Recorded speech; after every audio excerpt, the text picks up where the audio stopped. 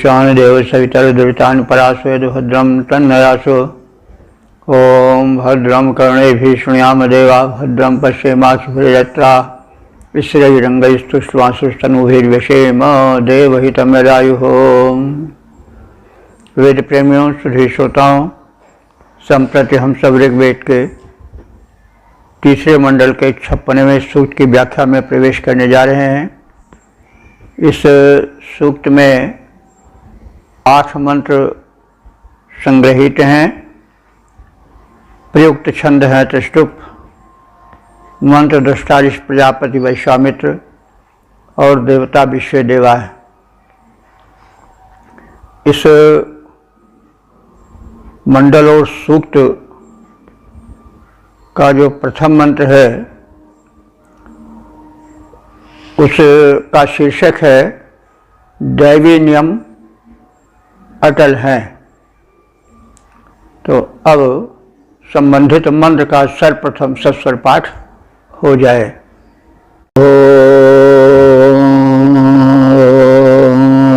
नता विनन्ति माजिनो न धीरा व्रता देवानां प्रथमा ध्रुवाणि न रोदसी अद्रुहा वेद्याभिर्न पर्वतानि न मे एतस्थिवां साः। इस प्रथम मंत्र में यह रहस्य स्पष्ट किया गया है कि ब्रह्मांड इतना व्यापक है कि उसका परिचय संभव नहीं है, नाप जोख असंभव है। केवल धरती को ही हम थोड़ा बहुत जान सके। तो इस प्रकार से ब्रह्मांड की व्यापकता और उसमें मानव केवल धरती को ही थोड़ा बहुत जान सका है, इसका कथन है। देवानाम व्रता प्रथमा ध्रुवाणि। देवानाम माने देवों के, व्रता माने व्रत, नियम, सिद्धांत अटल हैं। और प्रथमा, प्रथमा माने प्रथम श्रेणी के हैं, यानी सर्वश्रेष्ठ हैं। और ध्रुवाणि माने अटल हैं। तो देवों के नियम श्रेष्ठ और शाश्वत हैं, अपरिवर्तनशील हैं। तो देव कौन है? देव हैं आकाश, सूर्य, चंद्र, पृथ्वी, वायु, जल आदि, यही वैदिक देव हैं। इनका नियम, इनसे संबंधित सिद्धांत शाश्वत हैं, न किसी समय इनमें परिवर्तन हुआ है और न होगा। जैसे धरती में आकर्षण शक्ति है और इसी तरह से सभी ग्रह नक्षत्रों में आकर्षण शक्ति है। और एक शिष्ट में नियम है जो कि सदैव एक रूप से चलता रहा है और उसी नियम के आधार पर शिष्य में स्थिरता है। तो इस सत्य को समझना चाहिए और उसी के विषय में इस प्रकाश डालता हुआ कह रहा है कि देवानाम व्रता प्रथमा ध्रुवाणि। जो देव हैं, दिव्य शक्तियां हैं, उनके जो नियम हैं वे स्थिर हैं, श्रेष्ठ हैं और सनातन हैं। उनको ता माने उन नियमों को न मायिनः मिनन्ति, जो मायावी लोग हैं, छल कपट करने वाले हैं, बड़े चतुर हैं, वे भी चाहें तो नहीं उन नियमों को हटा सकते हैं। जन्म है तो मरण है, बचपन है तो जवानी है, फिर बुढ़ापा है। अब जितने नियम हैं उनको कोई लाख सिर पटक डाले तो परिवर्तन नहीं होगा।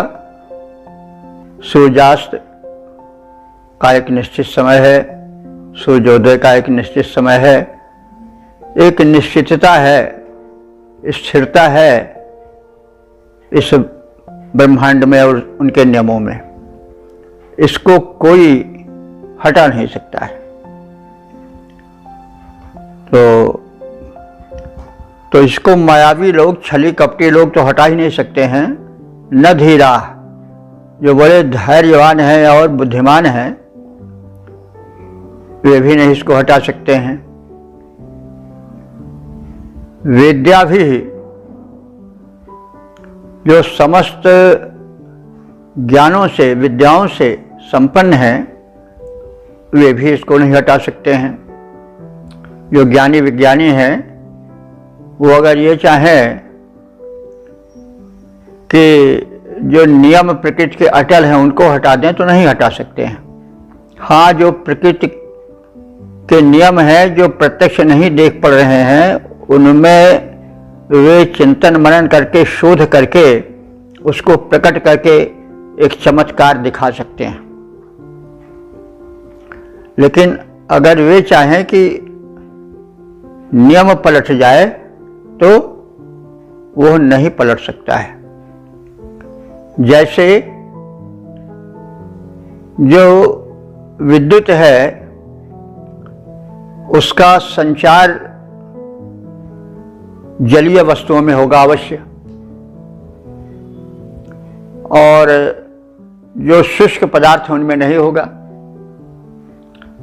अब इसके लिए वैज्ञानिक यह तथ्य जान गए और जान करके उसके लिए प्लास्टिक का प्रयोग करते हैं, पैर में काष्ठ की वस्तु रखते हैं, तो बस इतने कर सकते हैं। लेकिन अगर उस मूल नियम को चाहें तो मिटा नहीं सकते हैं। चलना उसी के हिसाब से पड़ेगा, उससे सुरक्षा के उपाय भले सोच सकते हैं, लेकिन नियम नहीं बदल सकते हैं।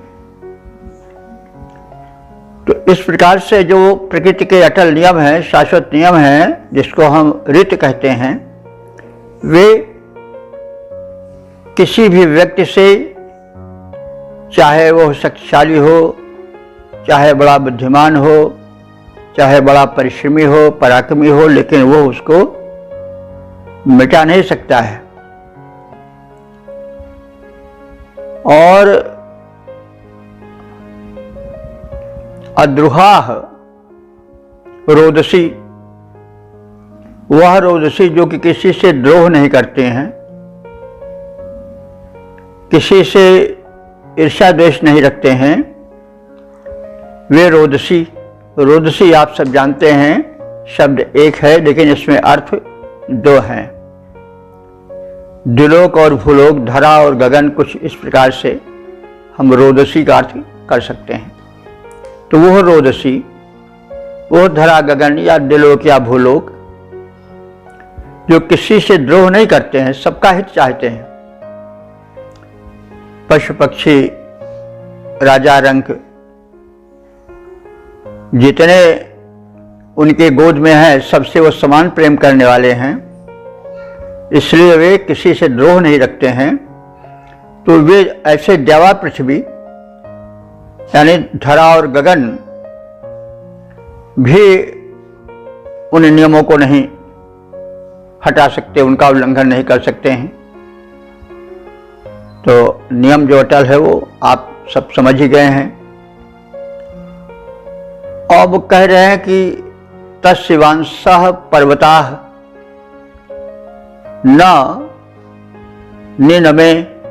इसी सिद्धांत के अनुसार जो तस्शिवांसः माने अटल पर्वत स्थिर कर दिए गए हैं जिस स्थान पर, उस स्थान से वे डिग नहीं सकते हैं।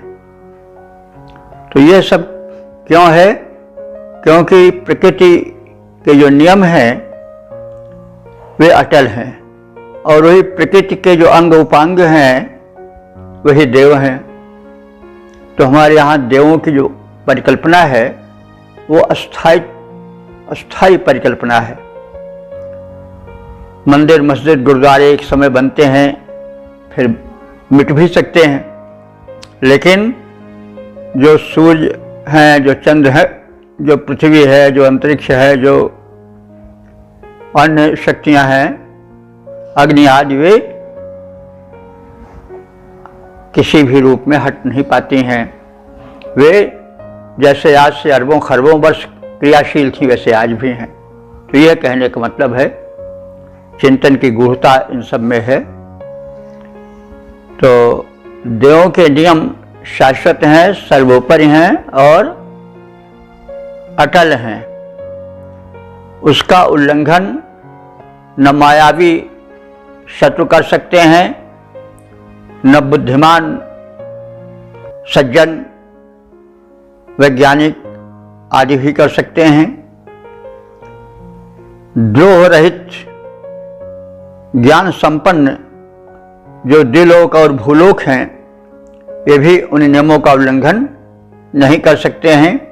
इसीलिए तो एक बार जब पर्वत को उठाकर स्थिर कर दिया गया तो वे आज तक ज्यों के त्यों खड़े हैं, वे झुक नहीं सके, क्योंकि प्रकृति का यह आदेश है, नियम है।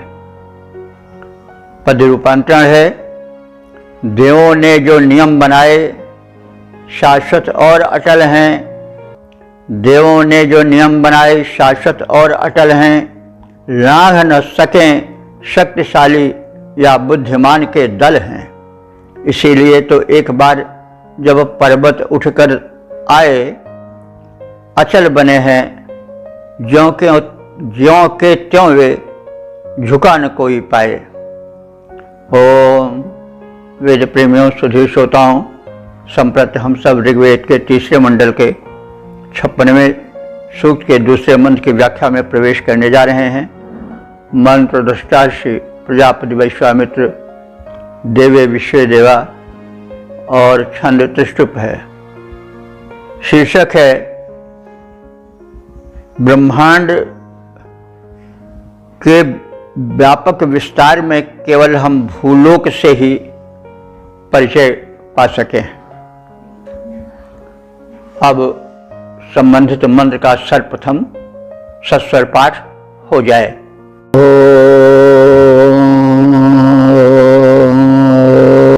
षड्भारां एको अचरन् बिभर्त्रतं वरषष्ठमुपगाव आगोः तिस्रो महेरुपरास्तस्थुरत्यागुहाद्वे निहिते दर्शेका। इस दूसरे मंत्र में ब्रह्मांड की व्यापकता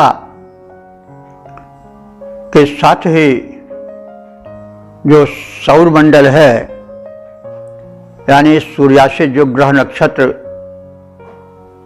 पृथ्वी बृहस्पति शुक्र शनि राहु आदि हैं, वे सब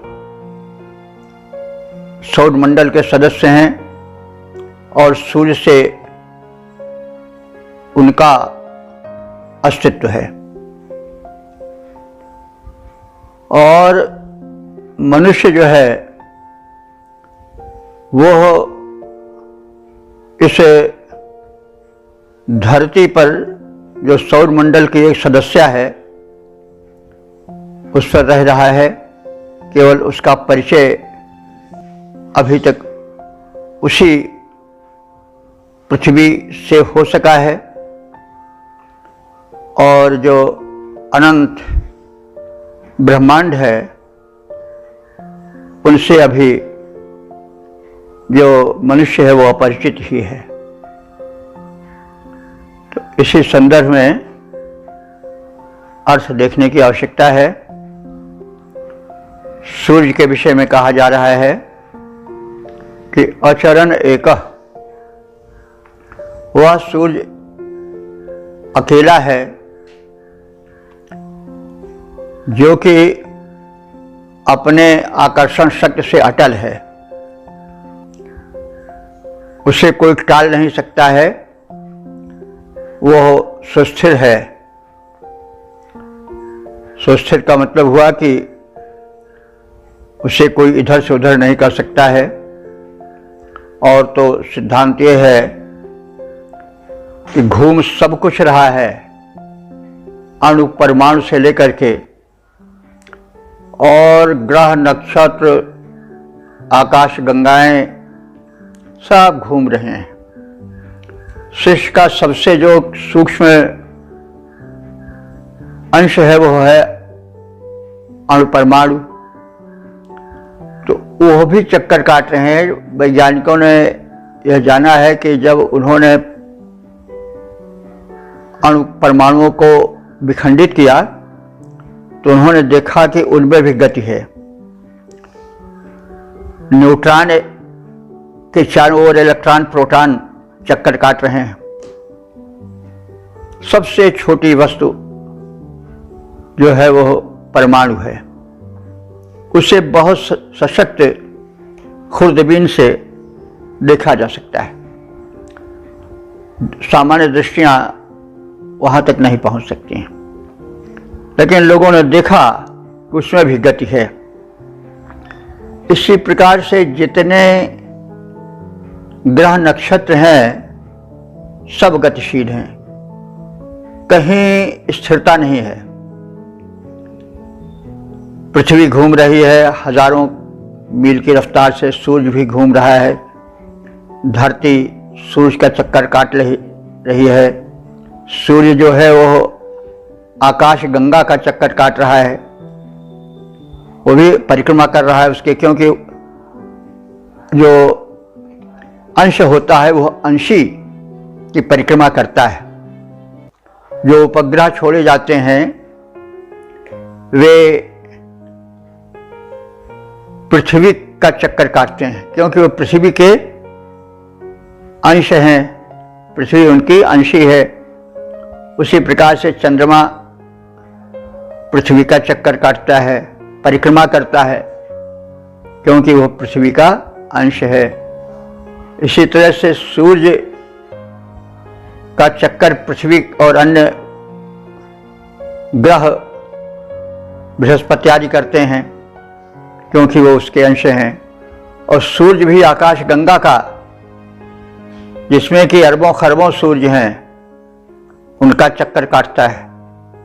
ऐसे एक आकाश गंगा दूसरे आकाश गंगा का, आकाश गंगाएं भी अनंत हैं, उनकी गणना अभी तक नहीं हो सकी है। और एक आकाश गंगा में अरबों खरबों सूर्य हैं, फिर अब सूर्य के ग्रह उपग्रह हैं, सब ये सब ब्रह्मांड का विस्तार है। इसी का बोधन या परिज्ञान देने की चेष्टा ऋषि ने की है। तो बातें तो सूत्र रूप में कही गई हैं, लेकिन उसको बोधगम्य बनाने के लिए मैं उसके व्याख्या की चेष्टा कर रहा हूं। और आज के वैज्ञानिक शोध के छाया में ऋषियों की वैज्ञानिकता का तुलनात्मक अध्ययन कर रहा हूं। और पता चलता है कि हमारे ऋषि मुनि अपनी दिव्य दृष्टि से आज से हजारों साल पहले वे बातें जान चुके थे, जो आज कुछ जानी गई हैं, कुछ नहीं जानी गई हैं। तो देखिए बंधुओं, बिना अर्थ ज्ञान के हम वेद मंत्र का केवल पाठ करके कैसे सब बातें जान सकते हैं। इसलिए अर्थ ज्ञान और टिक करके उसको समझना और समझाना आवश्यक है, क्योंकि अर्थ और अनर्थ दो शब्द हैं। अगर अर्थ नहीं जान मिला तो फिर क्या होगा? अनर्थ। तो इसलिए अर्थ ज्ञान परम आवश्यक है। केवल पाठ तो ऐसे है जैसे हम किसी फल को सूंघ लें और बस रख दें, तो फिर उसकी शक्ति और उसके स्वाद से हम कैसे परिचित हो सकते हैं? तो इसलिए अर्थ का जानना परम आवश्यक है। हाँ, तो हम उसी संदर्भ में आगे बढ़ रहे हैं कि अचरण एका हो। एका माने एक, अर्थात वह अकेला सूर्य। अचरण माने अपने स्थान पर स्थिर है, अविचल है। वो इसका मतलब ये हुआ कि सूर्य भी चल रहा है, यह सिद्धांत खंडित नहीं होता है, क्योंकि चल तो सब रहे हैं। वो स्थिर रहने का मतलब वो उसकी जो परिक्रमण पथ है, उसकी जो धुरी है उस पर स्थित है, जैसे पृथ्वी स्थित है, ये समझना चाहिए। तो उस सूर्य के आश्रित यह हमारा पूरा सौरमंडल चल रहा है, और यह धरती भी उसी सौरमंडल के एक सदस्य है। यहाँ पर 6 ऋतुओं का आगमन होता है। तो उन 6 ऋतुओं के आगमन को षट भारान, उन 6 ऋतुओं के आगमन के संचालन के भार को विभर्त माने धारण करता है कौन? सूर्य। तात्पर्य सीधा साधा क्या हुआ कि सूर्य के कारण ही ऋतुओं का परिवर्तन होता है। गर्मी सूर्य के कारण ही होती है, ठंडी भी सूर्य के कारण ही होती है, वर्षा भी सूर्य के कारण ही होती है। इसके व्याख्या की आवश्यकता नहीं है, आप सब जानते हैं। पृथ्वी का इसमें कुछ हाथ नहीं है, केवल बस सूर्य है। उसकी किरणें सीधी पड़ी तो गर्मी, तिरछी पड़ी तो ठंडी, और बहुत कम पड़ी तो और अधिक ठंडी, बहुत ज्यादा सीधी पड़ी तो बहुत गर्मी। तो इस प्रकार से जो ऋतु परिवर्तन है वो सूर्याश्रित है। तो ही कह रहा है कि ऋषि कि षट भारान विभर्ति, ये सूर्य जो है वो षट ऋतुओं के परिवर्तन के भार माने जिम्मेदारी का वहन करता है। और वह जो है क्या करता है? अपनी किरणों का प्रक्षेपण करता है, और वे किरणें गावह माने किरणें, गो शब्द है, गो गावो गावह। तो गो शब्द के कई अर्थ होते हैं, गाय भी होता है, किरण भी होता है, क्योंकि जो गमनशील है वह गो है, इसलिए पृथ्वी को भी गो कहा जाता है। तो ये जो किरणें हैं वो भी गमनशील हैं, वो 1 मिनट में हजारों लाखों मील की दूरी तय कर लेती हैं। तो सूर्य की गावह माने किरणें उप आगुह सूर्य को चारों ओर से घेरे रहती हैं, और वे अत्याह माने गमनशील हैं, निरंतर गमनशील हैं। महीह माने व्यापक हैं, और तिस्रह माने वे विशाल तीनों लोकों में विचरण करती रहती हैं। अपराह तस्थु, और अपराह माने अन्य जो ग्रह हैं, लोक जो हैं, वो तस्थु माने टिके हुए हैं। किस पर? सूर्य के आकर्षण शक्ति पर टिके हैं। अपराह, जो अपर सूर्य के ग्रह हैं, नवग्रह माने जाते हैं, वे सब भी सूर्य के आकर्षण शक्ति से तस्थु माने एक स्थान पर टिके हैं। तो अब सोचिए सूर्य कितना शक्तिशाली, कितना महान है। आदमी तो थोड़ा सा भार संभालने में थक जाता है, लेकिन न जाने कितनी बड़ी पृथ्वी है, उस पर न जाने कितना भार है, कोई नापा जोखा नहीं सकता, तौल नहीं जा सकता है। पृथ्वी के व्यास से 1300 गुना पृथ्वी बृहस्पति का व्यास है, उसकी लंबाई है, और अन्य ग्रह जो सौरमंडल के हैं उनमें भी इसी प्रकार से कुछ कम बेसी भार हैं, लेकिन सबको कौन संभालता है? सूर्य। सूर्य की आकर्षण शक्ति से पृथ्वी टिकी हुई है। बृहस्पति, शुक्र, शनिश्चर आदि जो ग्रह हैं करोड़ों मील एक दूसरे से दूर स्थित, वे भी सूर्य के आकर्षण शक्ति से टिके हुए हैं, दाएं बाएं जाते हैं, बिल्कुल उसी अपनी परिभ्रमण कक्षा में रहते हैं।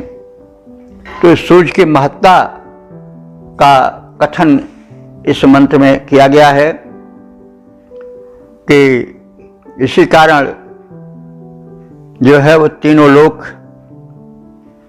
सूर्य के आकर्षण शक्ति से निराधार टिके हैं। तीनों लोकों से मतलब हुआ सूर्य का जो परिवार है, उसके ग्रह जो हैं वो निराधार सूर्य के कारण ही टिके हुए हैं। और दो लोकों की गतिविधियों से हम अपरिचित हैं। दो लोक कौन? अंतरिक्ष लोक और द्युलोक में क्या है, वहाँ के प्राणी कैसे हैं, वहाँ की धरती कैसी है, वहाँ क्या क्या है, इसको हम नहीं अभी तक जान पाए हैं। बड़ा प्रयास हो रहा है, फिर भी केवल हम एक लोक, इस पृथ्वी लोक के विषय में ही जान पाए हैं। तो क्या कहा गया है? ये सभी जो ग्रह हैं, नक्षत्र हैं, ये गमनशील हैं, और जो इनसे आश्रित ग्रह उपग्रह हैं वे सब उसी आकर्षण शक्ति से टिके हुए हैं। द्वे गुहा निहते, गुहा माने गुफा में, माने अदृश्य में, अज्ञान में निहित हैं, छिपे हैं। यानी दो लोक, द्युलोक का रहस्य और अंतरिक्ष लोक का रहस्य गुफा में छिपा है, यानी बड़ा गूढ़ है, प्रकट नहीं हो पाया है। एकादर्शी, हम केवल एक अर्थात इस अकेली पृथ्वी के रहस्यों को थोड़ा बहुत जान पाए हैं, क्योंकि वही हमको दिखाई दे रहा है। तो अविचल सूर्य ही 6 ऋतुओं का कारण है। सूर्य किरणों के जाल से आवृत है, घिरा हुआ है। उसी के कारण विशाल तीनों लोक निराधार टिके हैं। दो लोकों की गतिविधियों से हम अपरिचित हैं, केवल पृथ्वी की गतिविधियों से हमारा परिचय हो सका है। पद्य रूपांतरण है, किरणावृत रवि 6 ऋतुओं का कारण बन स्थित है, शक्तिमान वह अचल किरण के जालों से आवृत है। तीनों लोक टिके उस पर, दो का न हो सके ज्ञान। और लोक तीसरे पृथ्वी का ही, लोक तीसरे पृथ्वी की ही है हमको पहचान।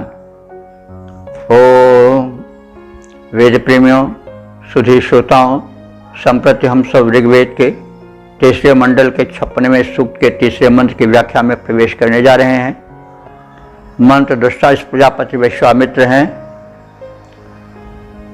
और देवता है विश्वदेवा, छंद है त्रिष्टुप, शीर्षक है सूर्य की महत्ता का कथन। अब संबंधित मंत्र का सर्वप्रथम सस्वर पाठ हो जाए।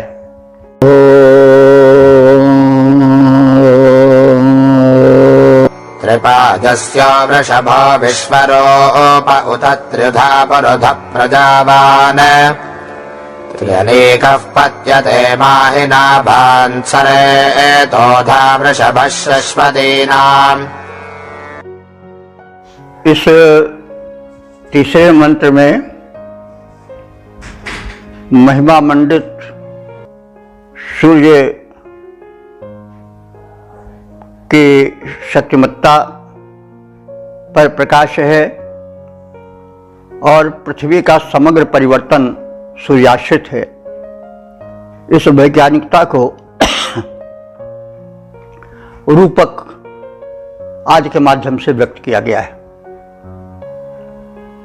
और प्रतीकों के रूपों में है, क्योंकि ऋग्वेद एक काव्य भी है और काव्य शैली में कथन है, इसलिए काव्यमयता का आनंद लेते हुए अर्थ गांभीर्य की ओर प्रस्थान करना चाहिए।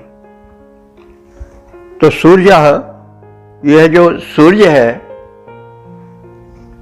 ये त्रिपाजस्य, 3 प्रकार के पाज माने बल कहते हैं, पाज माने बल। तो इसके 3 प्रकार के बल हैं। वो कौन है?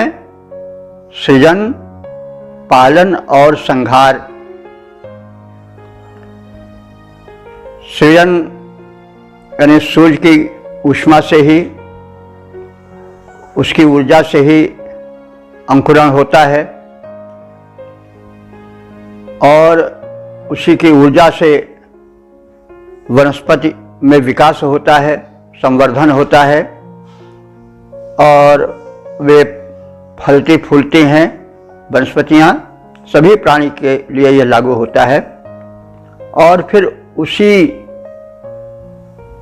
के द्वारा प्रदत्त ऊर्जा के अभाव होने पर फिर वनस्पतियों का या प्राणियों का पतन होने लगता है, क्षरण होने लगता है। तो शक्ति वो एक ही है, लेकिन उसके 3 कार्य हैं। कैसे? जैसे उद्भव, उत्पत्ति भी वही करता है, विकास भी वही करता है और संहार या विनाश भी वही करता है, जैसा अभी बताया गया। तो सूर्य की शक्तिमत्ता का यहाँ कथन किया गया है, उसको आप ब्रह्म के स्थान पर रख सकते हैं। वेदों में सूर्य का बहुत बड़ा महिमा वर्णन है और यह वैज्ञानिक तथ्य भी है। सूर्य ही सौरमंडल का जीवनदाता है। बाद में धार्मिक हलचलों के कारण सूर्य को बाद के विकास में हाशिए में डाल दिया गया। परब्रह्म की फिर त्रिमूर्ति की कल्पना की गई, त्रिदेव की कल्पना की गई, ब्रह्मा विष्णु महेश। शक्ति एक है, लेकिन बाद में फिर बोधगम्य बनाने के लिए उसे त्रिदेव रूप, एक देव को त्रिदेव में विभाजित कर दिया गया, फिर त्रिदेव को 33 करोड़ में विभाजित कर दिया गया। तो ये सरल बनाने के लिए ज्ञान को खंड खंड करके समझाया गया है। वैसे है तो एक ही के। तो सूर्य जो है वो अकेला है और सूर्य ही के कारण पृथ्वी पर सृजन होता है, अंकुरण होता है, फिर विकास होता है और फिर संहार होता है। यानी संहार होने का मतलब हुआ कि उसकी जीवन लीला को समाप्त कर दिया जाना। इसको आप इस तरह से भी समझ सकते हैं, जैसे किसान एक है, वो तीनों भूमिका अदा करता है। जब वो फसल बोता है तो वो ब्रह्मा की स्थिति में होता है, बीज वपन करता है, उत्पत्ति का कारण बनता है। और जब वो सिंचन करता है, खाद पास आदि डालता है, उर्वरक डालता है, तो वह विष्णु की स्थिति में आ जाता है। और जब वही फसल को काटता है, उसे मूल से अलग कर देता है, तो वो महेश की स्थिति में आ जाता है, महाकाल संहारक बन जाता है। लेकिन है एक ही, उसको विभाजित कर दिया गया है, पौराणिक रूप में ब्रह्मा विष्णु महेश कर दिया गया है, लेकिन वैदिक ऋषि उसको सूर्य में देख रहा है। और सत्य है भी कि सूर्य ही एकमात्र देवता है, जिसके जो कि प्रधान है। इंद्र को कहा गया है, लेकिन इंद्रो वही सूर्य, ऐसा भी कहा गया है श्रुति साहित्य में कि इंद्र सूर्य भी है। तो कहने का मतलब एक शक्ति है और वो शक्ति सर्वोत्तम है और वो सूर्य रूप में वेदों में दृश्यमान है या वर्णित है। तो वो कैसे है? वो त्रिपाज है, यानी 3 शक्तियां उसमें हैं, सृजन और पालन और संहार। और वह सूर्य क्या है? वृषभ है। वृषभ माने बलशाली अथवा वर्षण करने वाला, दोनों अर्थ लग सकता है। सूर्य से ही वृष्टि होती है। सूर्य की किरणें जो हैं वो धरती के जल को खींच करके बादल बनाती हैं और वृष्टि होती है, इसलिए भी वह वृषभ है। और बलशाली तो ही है, सबको संभाले हुए है अपने आकर्षण शक्ति से। और विश्व रूपा, वो अनेक रूपों में दिखाई पड़ रहा है। अनेक रूप रंग सूर्य के ही कारण हैं। उत माने और, वह त्रिउधा, वो 3 स्तन वाला, उधा कहते हैं स्तन को। वैदिक संस्कृत में उध या ऊध को स्तन कहा जाता है। तो उस सूर्य के 3 स्तन हैं। और भैया 3 स्तन कौन है? द्विलोक, अंतरिक्ष लोक और भूलोक, ये उसके 3 स्तन हैं। और यह सूर्य जो है वो पुरुष प्रजावान, अनेक प्रजाओं से युक्त है। प्राणी जो है उसकी प्रजा हैं और वो अनेक रूप रंग वाले हैं। गगन बिहारी पक्षी न जाने कितने रूप रंग वाले हैं। खग मृग और मृग भी जो हैं, जीव जंतु कितने रूप रंग वाले हैं। मनुष्य भी कितने रूप रंग वाले हैं। तो इसीलिए उसको कहा गया कि पुरुष प्रजावान। उस सूर्य की प्रजाएं पशु पक्षी प्राणी जगत चराचर जगत उसकी प्रजा है, उसकी संतान है। और वह अनेक रूप रंग वाली प्रजाओं संतानों से युक्त है। त्रिअनिकः, वो 3 सेनाओं वाला है। 3 सेनाएं कौन है? उष्ण, शीत और तारल्य, तरलता। तो भाई ये सब सूर्य के कारण ही है। और यही इसकी 3 सेनाएं हैं। जैसे उष्णता जो है वो सूर्य से आती है और शीत भी सूर्य से ही आता है और तरलता भी सूर्य से होती है। यह कैसे? उष्णता तो बहुत स्पष्ट है, लेकिन शीत कैसे सूर्य से आती है इसको थोड़ा समझना पड़ेगा। जहाँ सूर्य की किरणें तिरछी पड़ती हैं या अल्प पड़ पाती हैं, वहाँ क्या होता है कि सब जो तरल पदार्थ जल है वो सब जम जाता है। अरे कई मीटर, 50 मीटर की बर्फ ध्रुव प्रदेश में मोटी परत उसकी पाई जाती है। तो इस प्रकार से दक्षिणी और उत्तरी ध्रुव में जो है बहुत शीत है। माइनस सैकड़ों सेंटीग्रेड कम वहाँ का तापमान रहता है। और कुछ ऐसे प्रदेश हैं कि 50 डिग्री सेंटीग्रेड से ऊपर का तापमान रहता है। तो यह कैसे है? सूर्य के कारण है। अब स्पष्ट हो गया होगा कि सूर्य ही उष्णता का कारण है और सूर्य ही शीत का भी कारण है और सूर्य ही तरलता का भी कारण है।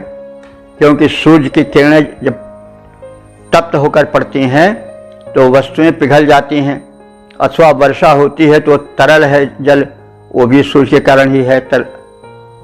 जल का तारल्य, कोई चीज जमी है उस सूर्य की उष्णता से ही तो पिघल जाती है। ये तो आप सब जानते हैं कि अग्नि भी सूर्य का ही रूप है, विद्युत भी सूर्य का ही रूप है। ये उसके रूप बटे हैं लेकिन है मूल एक ही। तो इस प्रकार से वो 3 स्तनों वाला है और वह जो है वह अनेक प्रजाओं वाला है। और उसके जो हैं वो 3 सेनाएं हैं, जैसा भी कहा है। उष्ण, उष्णता, शैत्य शीत और तरलता। इस प्रकार से वह सूर्य जो है महिमावान है, महिमाशाली है। पत्यते ऐसा सूर्य अंतरिक्ष में उदय होता है।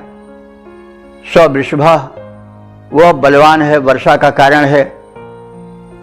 सरस्वती नाम, उसके नाम अनेक हैं। वो भिन्न भिन्न रूपों से संबोधित होता है। सूर्य के अनेक नाम हैं उसके गुण के हिसाब से। और सूर्य जो है अपने किरणों के माध्यम से वनस्पतियों में रेतोधाह, रेत माने शुक्र का, वीर्य का अथवा उत्पत्ति का कारण बनता है। वो किरणों द्वारा वनस्पतियों में वीर्य स्थापित करता है जिससे उसमें फल फूल लगते हैं, उसका भी कारण सूर्य है। तो इस प्रकार से 3 प्रकार के बलों यानी सृजन, पालन और पोषण, सृजन, पालन और संहार, यह सूर्य के ही कारण है। वह जो है अनेक रूपों वाला है। सूर्य ही विभिन्न रूपों में, रंगों में प्रकाशित है भूमंडल में। और उसके 3 स्तन है, द्युलोक, अंतरिक्ष लोक और पृथ्वी लोक। इन तीनों स्तनों से वो युक्त है, इसी से पोषण धरती पाती है। तीनों लोकों की शक्ति रूपी 3 सेनाओं से यानी शीत, उष्ण और तरलत्व से युक्त है, यही उसकी सेनाएं हैं। यह स्वरूपक रूप में कहा जा रहा है। और वो अनंत महिमाशाली है। ऐसा महिमाशाली सूर्य उदित होता है, अपनी किरणों का प्रसार करता है और किरणें भूमंडलीय वनस्पतियों में वीर्य स्थापन करती हैं, अर्थात उनके माध्यम से जो है वनस्पतियां पुष्पित होती हैं, फिर उनमें फल आते हैं, फिर वो पकती हैं, यानी उनमें फल पकता है। सभी फसलों में, वनस्पतियों में, वृक्षों में किरणों के द्वारा ही वीर्य स्थापन होता है, यानी वे ही उसमें पुष्प और फल के कारण होते हैं, वही पकाते हैं सबको। और फिर इस प्रकार से सारी प्रक्रियाएं जो हैं वो सूर्याश्रित हैं पृथ्वी की। उसकी किरणें वनस्पतियों में रेतस अर्थात ऊर्जा का अथवा शुक्र का संचार करती हैं। पद्य रूपांतरण है, सूर्य सृजन, पालन, विनाश, बल से संयुक्त दिखाता। 3 लोक स्तन हैं, उनमें शक्ति सर्वत्र पहुंचाता, उनसे शक्ति सर्वत्र पहुंचाता। यावत शक्ति सैन्य है उसकी महिमा अपरंपार, किरणों द्वारा औषधियों में करे शक्ति संचार। ओम वेद प्रेमियों, सुधीर श्रोताओं, संप्रति हम सब ऋग्वेद के 3 मंडल के 56वें सूक्त के 4थे मंत्र की व्याख्या में प्रवेश करने जा रहे हैं। मंत्र दृष्टा प्रजापति वैश्वामित्र, देवता विश्वदेवा और छंद त्रिशुप है। शीर्षक है सूर्य की महिमा का कथन। अब संबंधित मंत्र का सर्वप्रथम सस्वर पाठ हो जाए।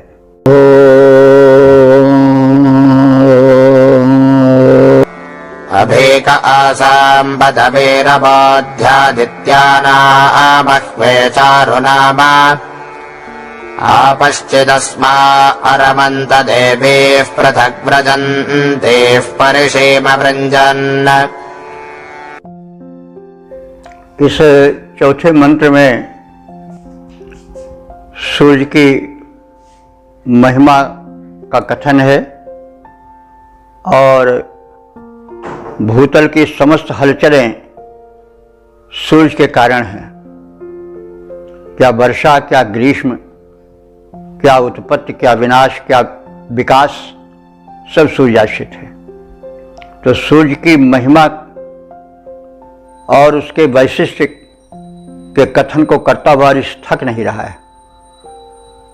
और ये कितनी बड़ी वैज्ञानिकता है जिसको बहुत पहले 10, 15, 20, 25 हजार साल पहले ऋषियों ने कह दिया था। तो हम इस छाया में वेदार्थ की महत्ता को समझें और वेदों के महत्व और उसके अर्थ के प्रति कभी उदासीन न हो।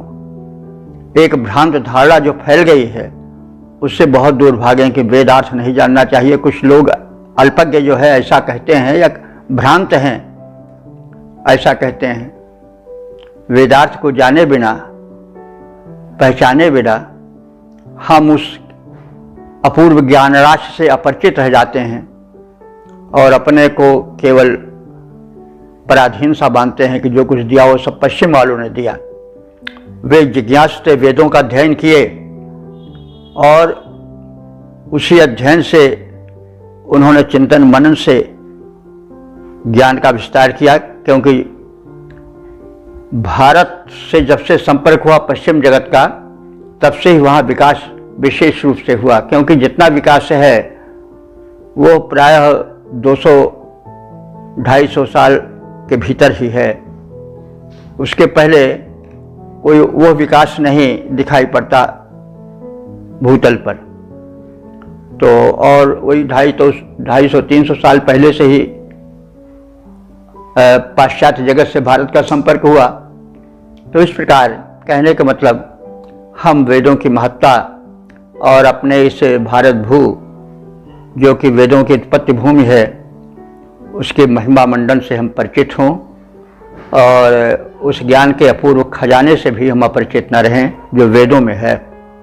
तो अर्थ परा में सूर्य का महिमा मंडन करता हुआ ऋषि कह रहा है कि आसाम माने इन सब वनस्पतियों के अभिके माने पास में पदवी अबोध सूर्य के चिन्ह पाए जाते हैं।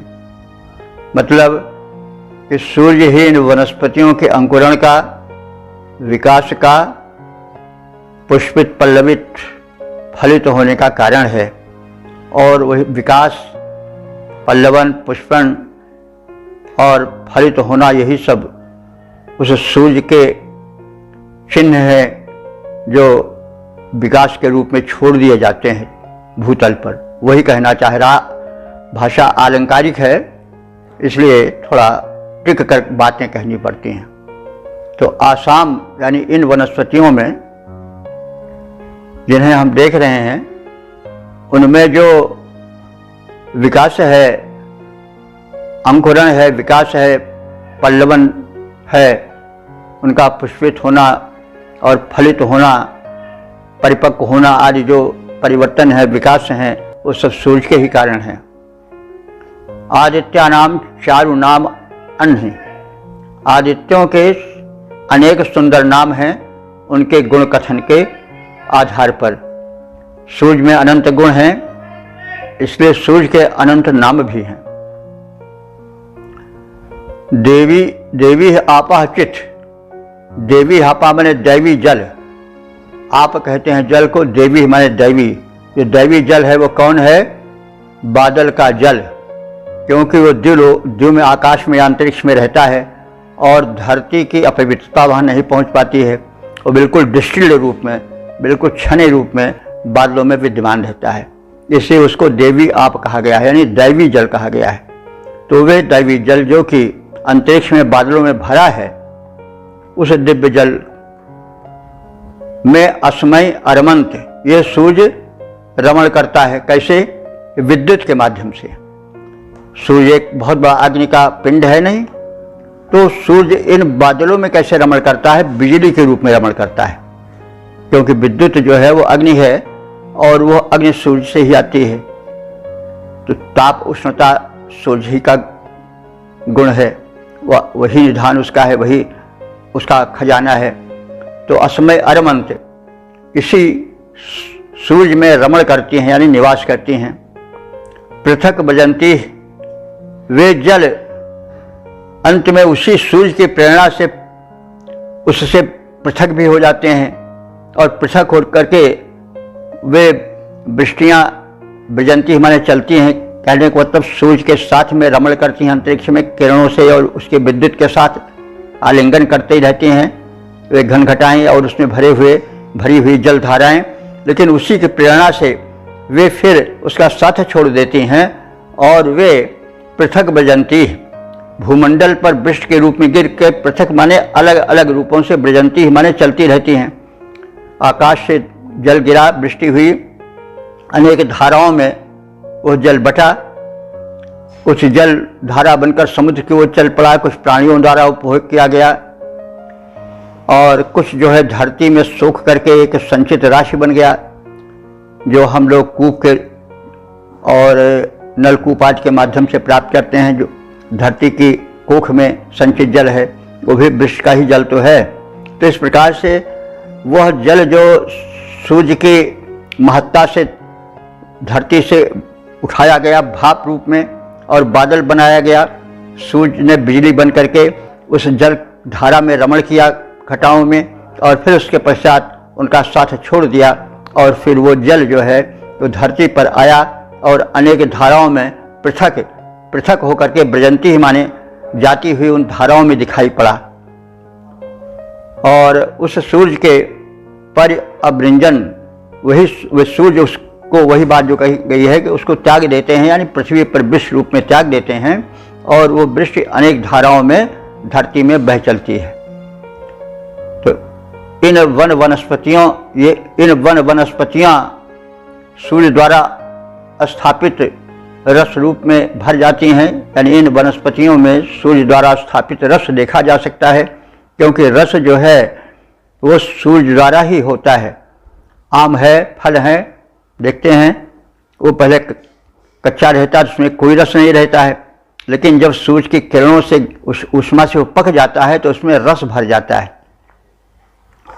इसी प्रकार से अन्य वनस्पतियों में भी जो रस भर जाता है उसके पीछे सूर्य है।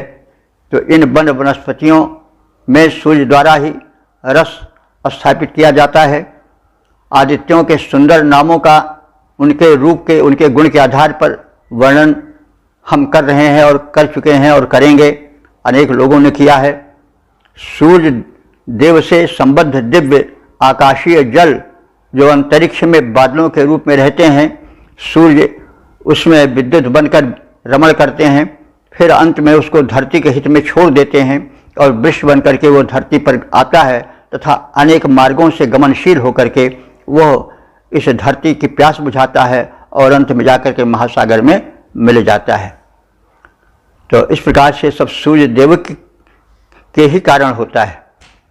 तो सूर्य देव ही पद रूपांतरण है, सूर्य देव ही वनस्पतियों में रस को भरते हैं, सूर्य देव ही वनस्पतियों में रस को भरते हैं। हम उनके सुंदर नामों का वर्णन करते हैं। जल जो रवि के कारण अंबर में खिंच जाते हैं, विलग बने रवि से वर्षा बनकर भू पर आते हैं।